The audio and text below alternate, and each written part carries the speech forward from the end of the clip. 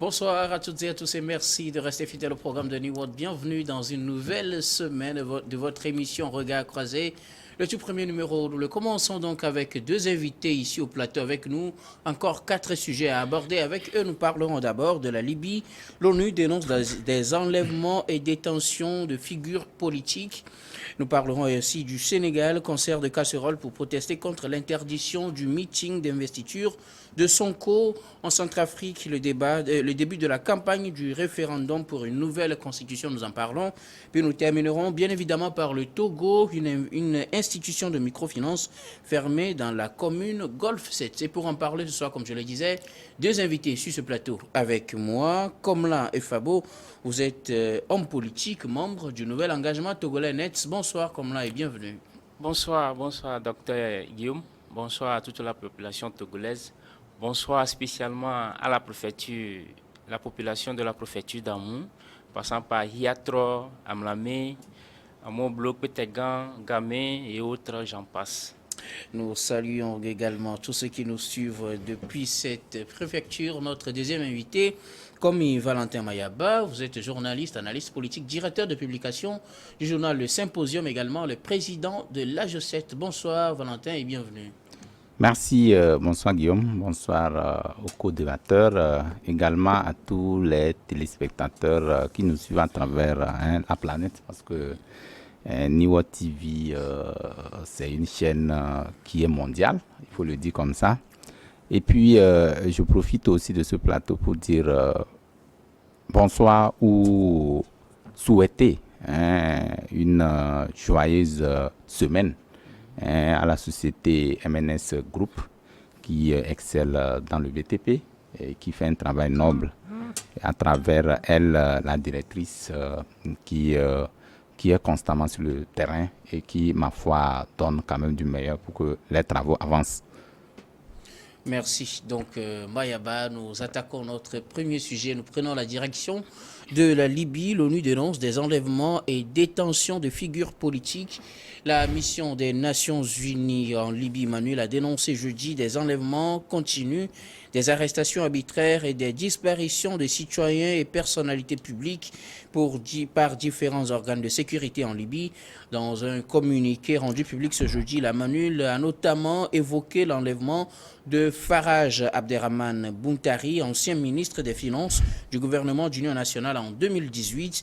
Il a été interpellé à l'aéroport de Tripoli. Cette tribu, les Zouaya, ont donc, en réaction de sa disparition, menacé de bloquer les terminaux pétroliers de la Libye dans l'est du pays s'il n'est pas relâché. Alors, un ancien ministre est porté disparu. La nouvelle inquiète donc la MANUL qui s'inquiète de la situation en Libye puisqu'il n'est pas le seul à subir ce sort. Je commence par vous, Valentin Mayaba. Farage porté disparu, l'on s'inquiète au niveau de l'ONU. Il n'est pas le seul. Plusieurs personnes également ont été interpellées, surtout jeudi, et certains ont vu des déclarations fortuites faites à l'aéroport pour des interdictions de voyage. Oui, en fait, cette situation aujourd'hui ne devait pas inquiéter l'ONU parce que ce qui se passe actuellement en Libye est une source de provenance, des actions qui ont été menées par, comment l'appelle-t-on, par les États-Unis pour faire disparaître Kadhafi. Aujourd'hui, l'insécurité notoire constatée en Afrique, particulièrement en Afrique subsaharienne, en passant par la Libye, comment l'appelle-t-on, le Tchad, en venant faire la migration vers le Nigeria, en venant vers même le Mali, est l'une des conséquences de cet assassinat inouï qu'a organisé les États-Unis sous le regard de Barack Obama à l'époque. Aujourd'hui, je me dis que la Libye devient un pays où il y a cette insécurité-là qui est notoire, qui est connue de tout le monde et que personne n'est incapable de pouvoir gérer.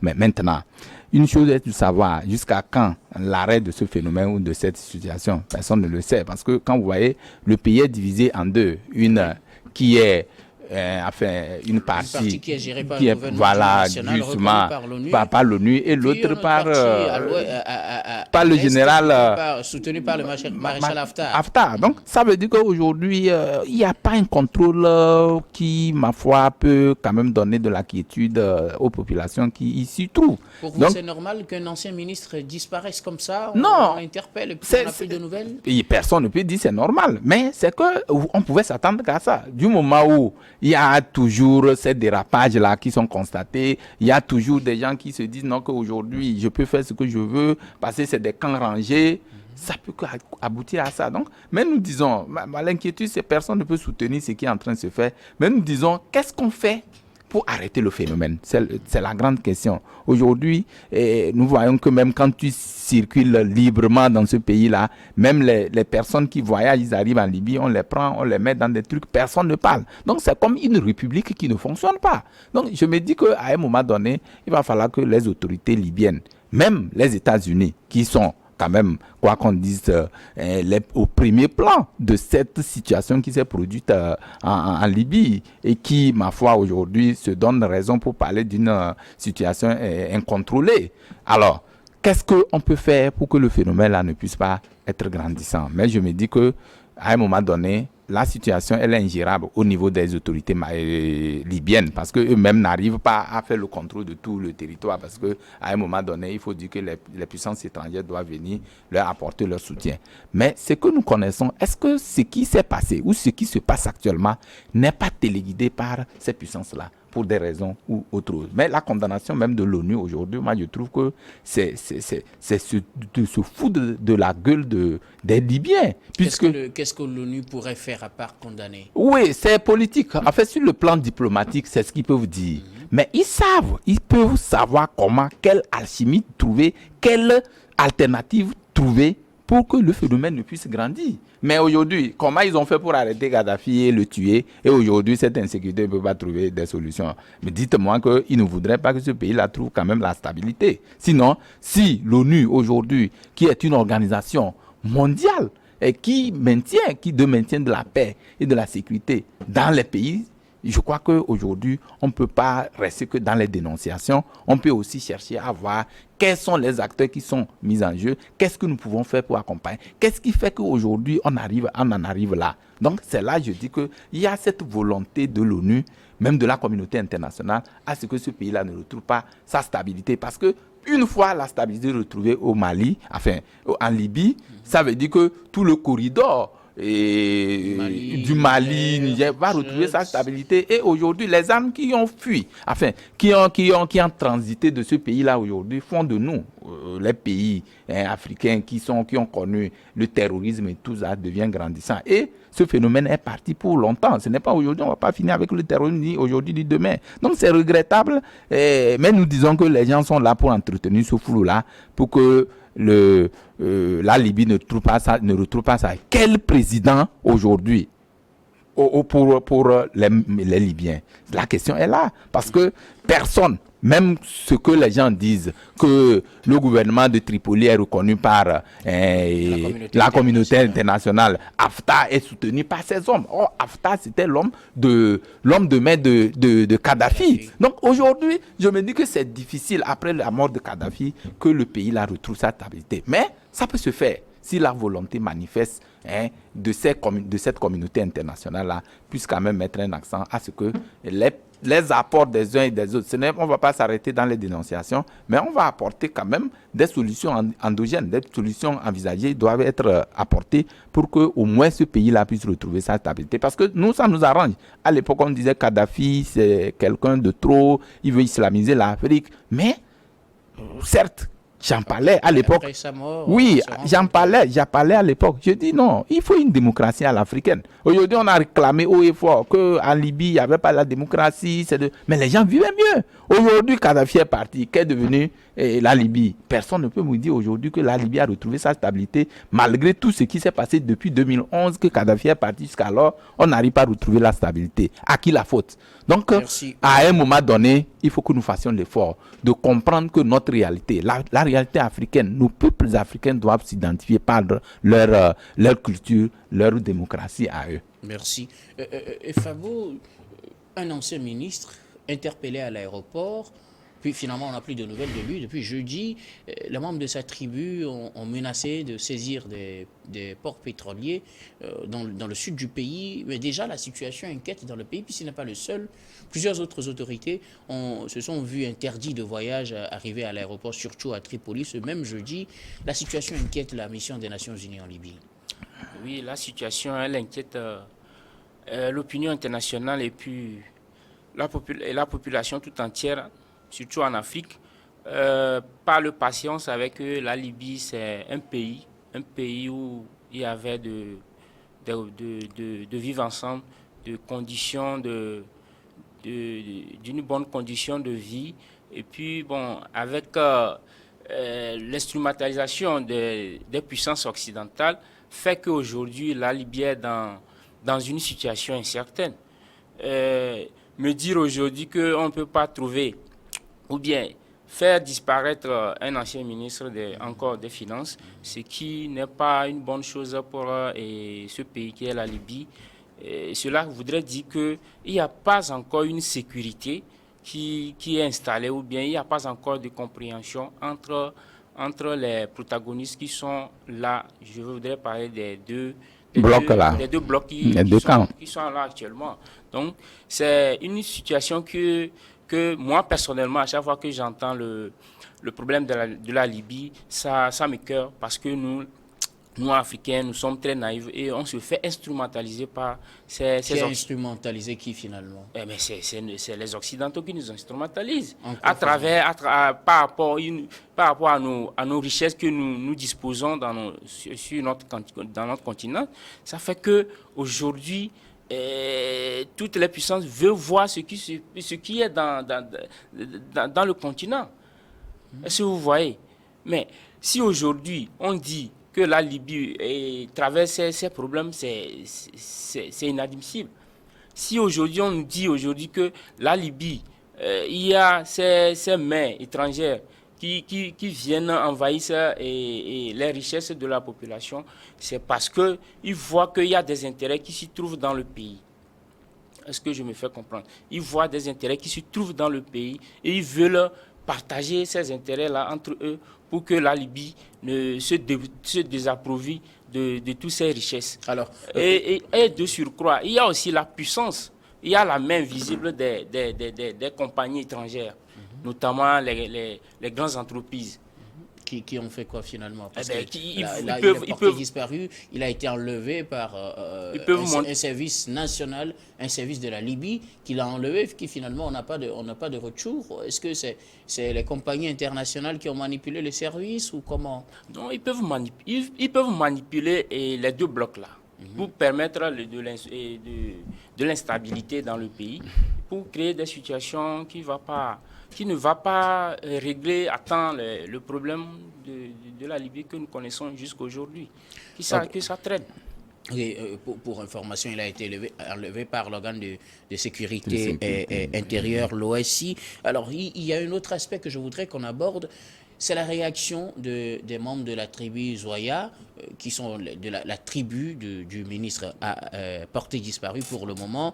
Ils ont menacé de saisir des ports pétroliers, selon certaines informations qui ne sont pas encore authentifiées. Ils auraient déjà saisi des ports dans le sud, dont la production fait le tiers de la production nationale de la Libye. Et un ministre est porté disparu. Les membres de sa tribu, en réaction, vont saisir des ports pétroliers. Oui, le paradoxe, c'est ce dont nous parlons. Aujourd'hui, les gens savent que c'est orienté vers des intérêts. Ces puissances-là savent que si vous prenez les ports pétroliers là aujourd'hui, c'est que c'est sous forme de demander rançon. On sait vers qui les intérêts sont orientés. Donc c'est pourquoi, avec ces enlèvements-là, les gens vont demander, c'est ce que le confrère, enfin, notre invité le disait tantôt, mon ami le disait tantôt, parce que c'est selon des intérêts que tous ces enlèvements sont opérés. Parce qu'à un moment donné, quand vous enlevez quelqu'un, vous ne pouvez pas, de vous en moi sur le plateau, personne ne peut me dire pourquoi ces enlèvements. Est-ce que vous pouvez me dire ça? Donc, en tout cas, il n'y a pas eu de raison officielle. Il n'y a pas de raison officielle. Oui. Mais selon les comment l'appelle-t-on? Selon comment est-ce que les choses sont organisées, nous voyons, même si en tant qu'analyste, vous allez analyser pour voir, mais pourquoi est-ce que tel acte a été posé par rapport à tel. Même si on attend une enquête qui est diligentée, qui puisse situer les responsabilités, je me dis aujourd'hui que ce qui est en train de se passer aujourd'hui, il a si bien le dit, c'est par rapport aux mannes pétroliers, c'est-à-dire aux ressources naturelles du milieu du pays, que ces puissances étrangères-là s'activent autour pour qu'il y ait de l'instabilité, ils vont venir faire la même mise et tout. Donc, est-ce qu'il ne faut pas plutôt pointer du doigt la responsabilité des Libyens, un service national qui enlève un ancien ministre, et puis des tribus, des gens qui sont des Libyens eux-mêmes, qui vont s'attaquer à des puits libyens parce qu'ils protestent contre la disparition de leurs frères? C'est la manipulation, c'est ce que nous disons. En fait, eux, ils le font. C'est comme entre-temps avec le djihadisme ou le terrorisme. Dans le nord du Togo, on dit que des dames, les Togolaises même ou les Togolais, peuvent enrôler leurs propres frères contre les propres. Ça veut dire que les gens, c'est l'argent.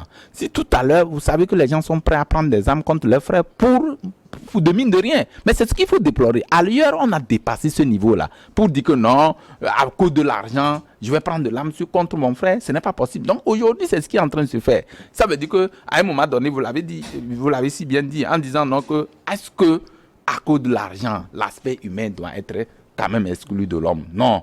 Je dis non. Mais pour ce faire, il faut quand même aller à l'école de conscientisation. Oui. Voilà, il faut aller à cette école-là pour dire, quelle que soit la nature de la chose qu'on me propose pour prendre de l'âme contre mon frère, je ne suis pas prêt à le faire. Donc, tant que nous ne dépassons pas ces clichés-là, nous allons rester toujours dans cette turbitude-là où aujourd'hui c'est mon frère. Les Occidentaux, ils ne peuvent pas venir visiblement pour tuer. Prenez le cas de la Côte d'Ivoire à l'époque avec Gbagbo.